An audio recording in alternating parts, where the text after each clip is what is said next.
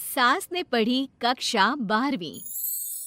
पाखी एक multinational company में काम करने के साथ सोशल एक्टिविस्ट भी होती है, जो ऑफिस खत्म होने के बाद शाम को घर आकर जरूरतमंद छोटे बच्चों को फ्री में पढ़ाती है।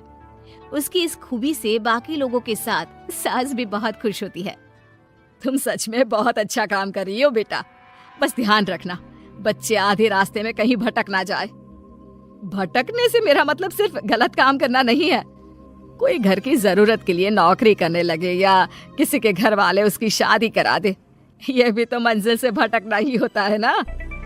वाओ मम्मी, मुझे नहीं पता था कि आप पढ़ाई को लेकर इतनी पर्टिकुलर हो। पर फिक्र मत कीजिए, इनके साथ ऐसा कुछ नहीं होगा।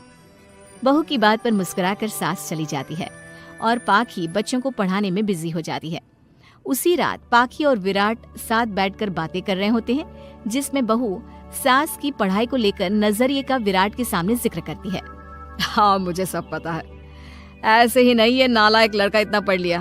वो मम्मी ही तो है जिन्होंने बचपन से खाना खाया या नहीं से ज्यादा पढ़ाई की या नहीं पूछ पूछ कर मुझे इतना पढ़ने पर मजबूर कर दिया। वो हमेशा मुझे पढ़ाई और सेल्फ इंडिपेंडेंट होने की इम्पोर्टेंस याद दिलाती रही, और आज मेरी ये सरकारी नौकरी, इतनी अच्छी पोस्ट, उसी का तो नतीजा है। वाओ, अगर मम्मी इतनी पढ़ी लिखी है तो कोई जॉब क्यों नहीं करती? और अगर जॉब नहीं करती तो मेरे साथ बच्चों को ही पढ़ा ले। तुम्हें किसने बोला कि मम्मी पढ़ी हुई हैं? उन्होंने तो अपनी 12th क्लास भी पूरी नहीं की।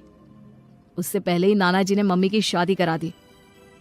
शायद इसलिए पढ़ाई और अपने पैरों पर खड़े होने को लेकर उनकी सोच ऐसी है, क्योंकि वो खुद ये सब करना चाहती हो। पत्नी की बात सुन के विराट भी सोच में पड़ जाता है। दोनों मिलकर प्लान बनाते हैं और अगले दिन बच्चों को पढ़ाते हुए पाखी उनके पास एक कुर्सी एक्स्ट्रा लगा देती है।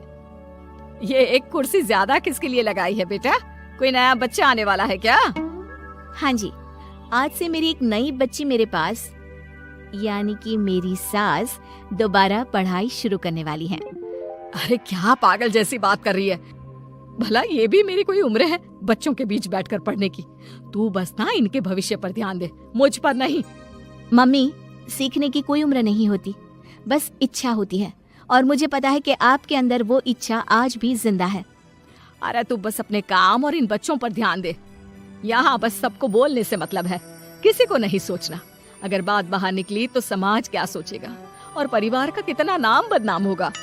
मम्मी, आपने पापा और इस परिवार के बारे में बहुत सोच लिया। सबकी खुशियों के लिए अपने सपने बहुत कुर्बान कर दिए। अब ये वक्त अपने पर ध्यान देने का है। और जिस समाज की आप बात कर रही हो ना, उसकी तो आदत है हर कामयाब होते इंसान पर पत्थर मारने की।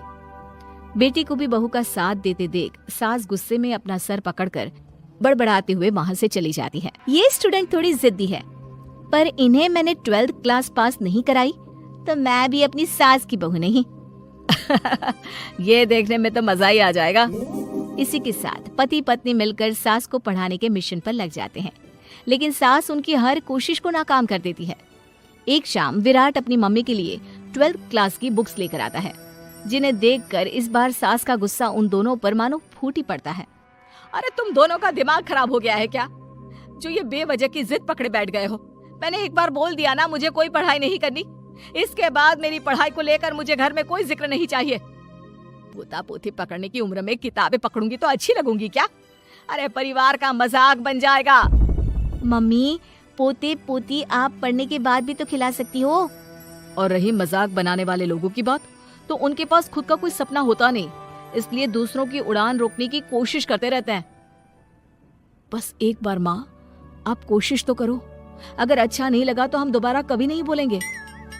बेटी की बात सुनकर माँ सोच में पड़ जाती है और ये सोचती है कि थोड़े दिन पढ़ लेती हूँ और उसके बाद पढ़ने में अच्छा नहीं लग रहा ये बोलकर मना कर दूंगी। ऐसी प्लानिंग बनाकर वो पढ़ने के लिए तैयार हो जाती है। मौके का फायदा उठाकर तुरंत वे लोग सास का ओपन से 12th में एडमिशन करा देते हैं। मम्मी, आज से आपकी सारी जिम्मेदारी मेरी। अब तो आपका नाम टॉपर के लिस्ट में आने से कोई नहीं रोक सकता। ये मेरे सीधे बच्चे, इन्हें अंदाजा भी नहीं कि माँ का प्लान क्या है। पाखी सास को पढ़ाना शुरू करती है। दिन बीतते हैं, जिसमें धीरे धीरे सास भी कंफर्टेबल होने लगती है, लेकिन फिर पाखी एक सब्जेक्ट पढ़ने के लिए ट्यूशन जाने का सजेशन देती है, जिस पर बहुत गुस्सा, ड्रामा करने और पाखी के लाख बार मनाने के बाद एक बार फिर सास तैयार हो जाती है। थैंक यू मम्मी, आपको नहीं पता कि आपका 12th क्लास पढ़ना हम दोनों के लिए कितना ज़रूरी है। अब ये सिर्फ आपका नहीं, हमारा सपना भी बन गया है। बहू की बात सुनकर सास अपने प्लान को लेकर सोच में पड़ जाती है। अगले दिन पाखी सास के साथ उन्हें ट्यूशन छोड़ने जा रही होती है, जहाँ रास्ते में पड़ोस की कुछ औरतें बैठी मिलती हैं। अरे वाह विराट की मम्मी, तुम्हारा इस उम्र में पढ़ाई का कौन सा भूत जाग गया? बहू को बोलो कि पोता पोती दे दे और बच्चों के साथ खेलो। अरे क्या उनके बीच बैठकर अपनी खिल्ली उड़वाने चल पड़ी? आंटी जी, जब सरकार या भगवान ने सीखने की कोई उम्र नहीं रखी तो आपको क्या दिक्कत है? अरे देखो तो जरा, बहू की जुबान कैसे कैंची जैसी चल रही है। अब सास घर संभालने की जगह इन सब चीजों पर ध्यान रखेगी तो बहू के तो ये हाल होने ही है ना। देखा बहू, इसलिए बोलती थी, अरे खाली दिमाग वालों से बहस नहीं करनी चाहिए, क्योंकि वो जब भी मुंह खोलेंगे गू ही बोलेंगे। उदाहरण तो तुमने अभी देख लिया। वैसे बहन, मैं तो अपना सपना पूरा कर लूंगी, लेकिन क्या यहाँ बैठकर पंचायत करने के अलावा तुम लोगों का कोई दूसरा सपना भी है? सारी औरतें चुप हो जाती हैं और सास बहू चले जाते हैं। अब सास के अंदर पढ़ने की इच्छा जाग उठती है और वो अपना प्लान छोड़ मन लगाकर पढ़ाई करना शुरू कर देती है। देखते ही देखते 1 साल बीतता है और बोर्ड एग्जाम शुरू हो जाते हैं। मम्मी, एग्जाम के लिए जाने से पहले जल्दी से ये दही शक्कर खा लो। अरे चल पागल, ये सब बच्चों के लिए होता है। अभी आप भी हमारे लिए स्कूल में एग्जाम देने वाली बच्ची ही तो हो।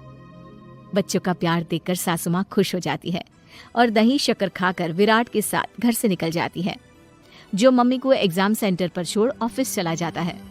इसी तरह समय बीतता है और एग्जाम खत्म होने के बाद देखते ही देखते रिजल्ट भी आ जाता है। मेरी टॉपर माँ, तुमने तो तहलका मचा दिया। हर तरफ तुम्हारे ही चर्चे हैं। घर वाले ये खुशी मना रहे होते हैं कि वही औरतें उनके घर आती हैं। अरे पंचायत की टोली, आज मेरे घर कैसे? बस तुम्हें सॉरी और थैंक यू बोलने आए हैं। उस दिन तुम्हारी बातों और आज तुम्हारे काम ने हमें ये सिखाया कि सपने पूरे करने की कोई उम्र नहीं होती। इसलिए अब हम भी शादी, परिवार, बच्चे और न जाने कितनी वजहों से अधूरे छूटे सपनों को पूरा करेंगे बहन।